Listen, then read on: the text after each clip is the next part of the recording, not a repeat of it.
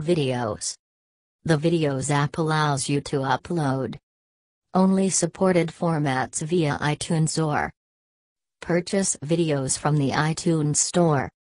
This is an extremely disappointing showing by a platform that is supposed to excel at multimedia consumption. The lack of extra functionality is bad enough, but having to use just an extremely limited number of media formats or resorting to converting files, which is both slow and inconvenient, is a real deal breaker. A new feature lets you watch videos in an overlay window above the rest of the interface. You play the video from the Videos app, press the home button and it continues playing in a picture-in-picture fashion. You can resize the window with a pinch gesture and it tends to stick to one of the corners of the display, of course respecting other interface elements, in this case the dock.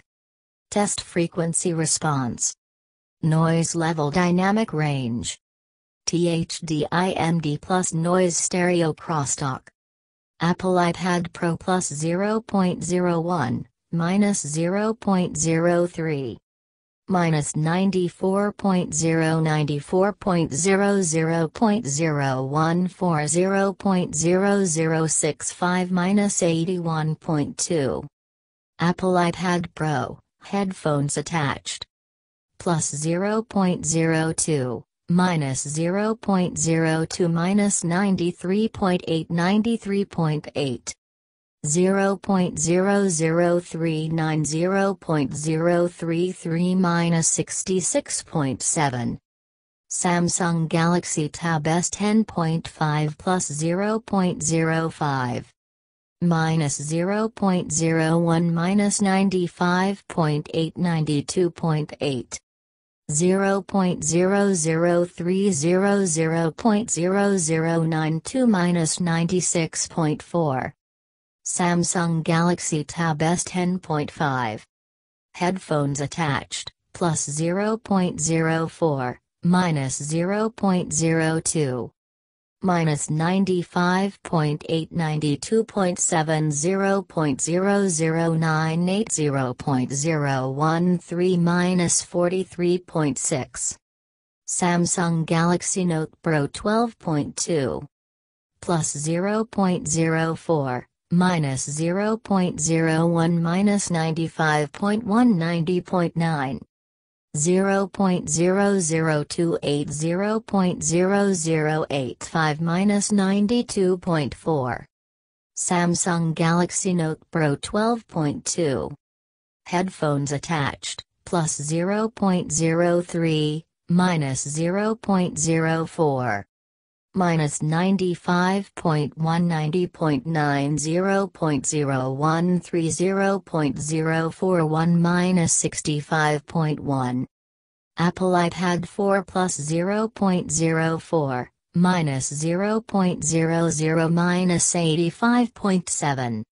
85.7 0.0019 0.0017 minus 85.2. Apple iPad 4, headphones attached. Plus 0.00, minus 0.07 minus 85.7. 85.6 0.0027 0.093 minus 81.0. OK 8MP camera, using it looks plain awkward.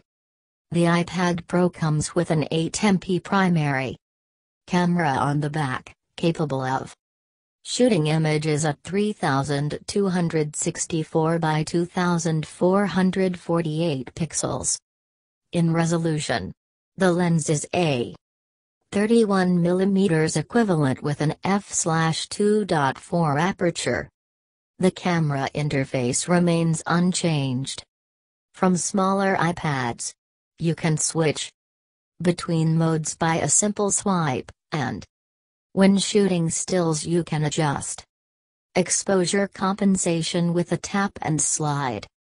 There's a front, rear camera toggle, as well as shortcut to the gallery. There's a manual HDR mode which by default saves the regular non-HDR shot as well. Holding the virtual shutter button will shoot a burst sequence at 10 fps indefinitely, or until you run out of storage. Apple iPad Pro key test findings. Excellent build, typical Apple premium quality.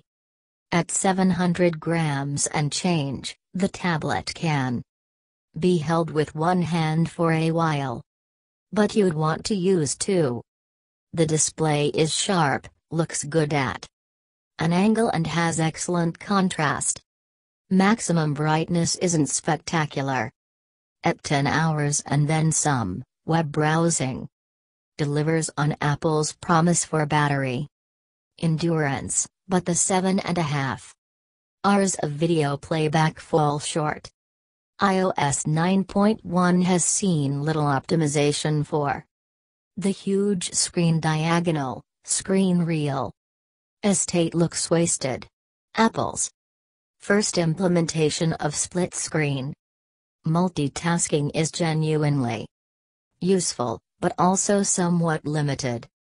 Blazing fast benchmark performance, hugely powerful GPU.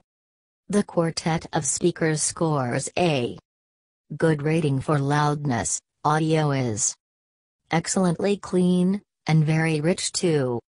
The 8MP camera shoots good images for a tablet snapper, but you don't look good in the process. Same goes for video. Audio quality is excellent, both with headphones and an external amp, very loud too. No 3D touch, but the Apple Pencil can detect multiple levels of pressure and tilt. Realistically speaking, the iPad Pro needs to fight against desktop OS competitors, especially with its hefty price tag. The base model 13.3-inch MacBook Air with 128 GB of storage costs $50 more than the Pro, but has a proper keyboard built in, where the rubbery Smart Keyboard fetches an extra $169. On the tablet, the iPad Pro has a much sharper display though, and artists who need a pencil indeed won't find one. For the MacBook, the iPad Pro wins on portability too. If the keyboard is optional, there's the obvious archrival, the Microsoft Surface Pro 4, a member of a lineup which some may consider Apple's inspiration. For the iPad Pro, the Surface runs Windows 10, has storage options starting at 128 GB, a pen bundled in the package and a built-in multi-position kickstand. It doesn't run OS X though, which may be a problem if you're invested in the Apple ecosystem. Value for money aside, the iPad Pro is a great 12.9-inch tablet.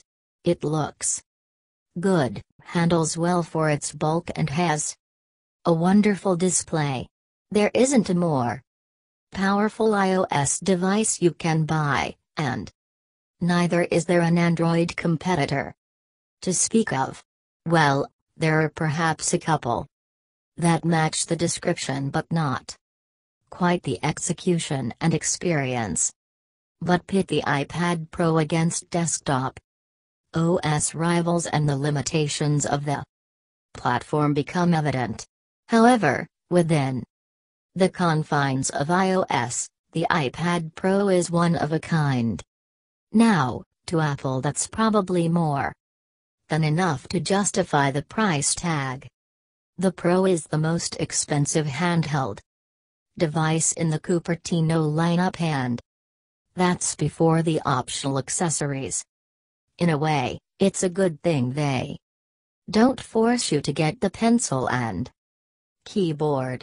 Without them though, you don't get the productivity boost that would have justified the extra size and weight.